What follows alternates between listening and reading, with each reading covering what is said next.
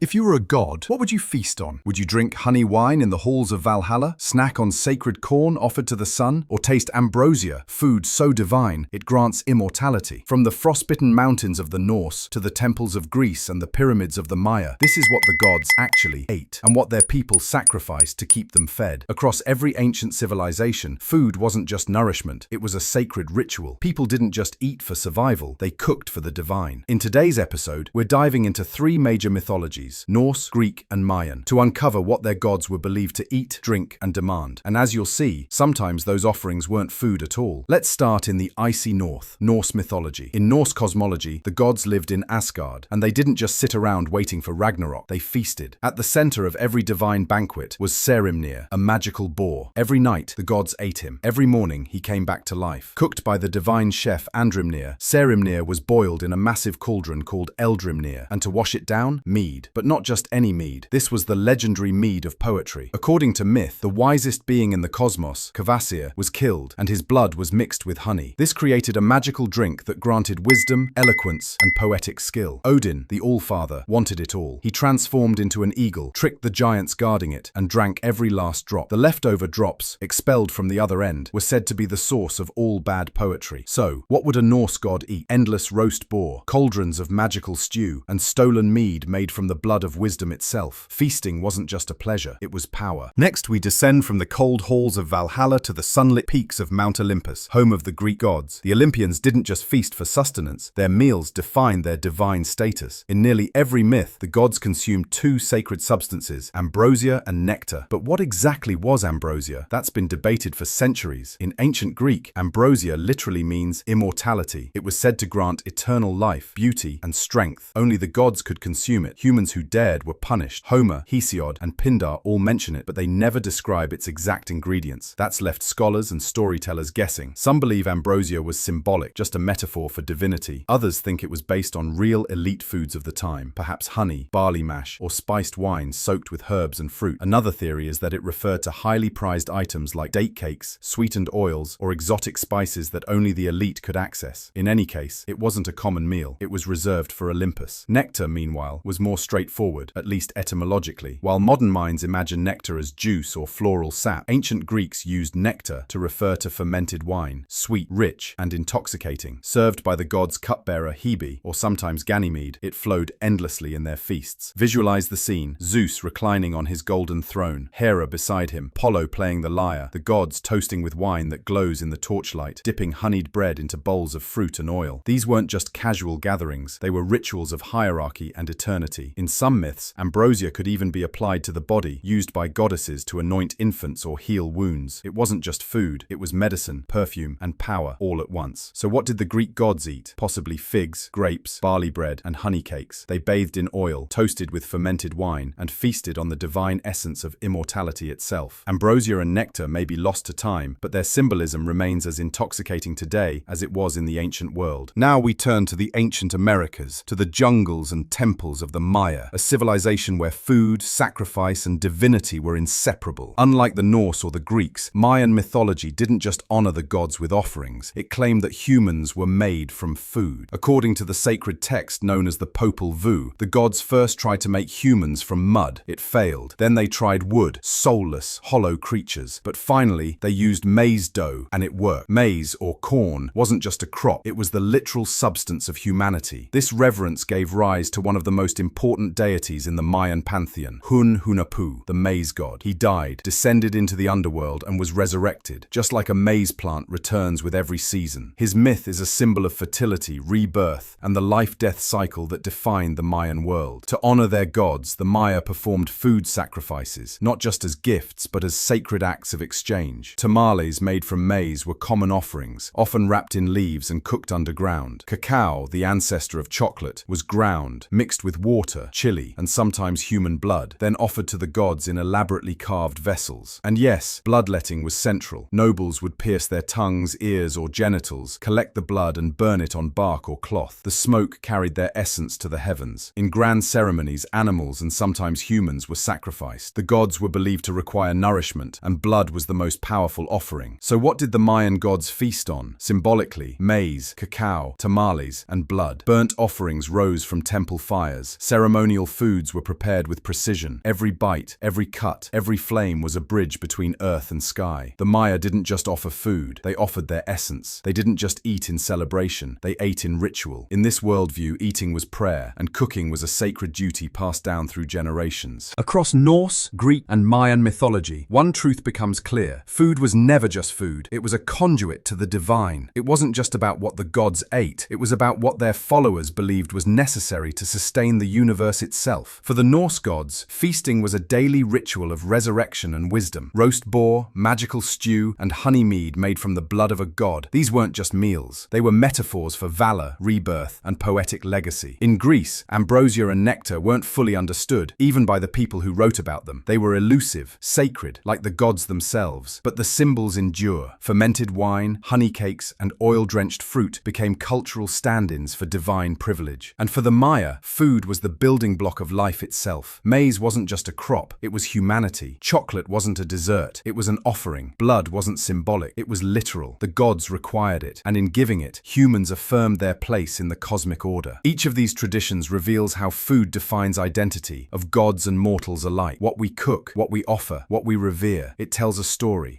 of who we are, of who we worship, and of what we're willing to give to something greater than ourselves. So what would your god eat? Would they sip wine by torchlight in a marble hall, drink honey mead from a horn among warriors, or taste sacred corn under jungle stars? Would they feast? Would they demand sacrifice? Or would they simply want to sit at your table? The next time you cook or eat or smell something ancient in your kitchen, remember, every meal has history, and sometimes it has mythology too. Thank you for watching. Subscribe for more deep dives into the world's incredible histories.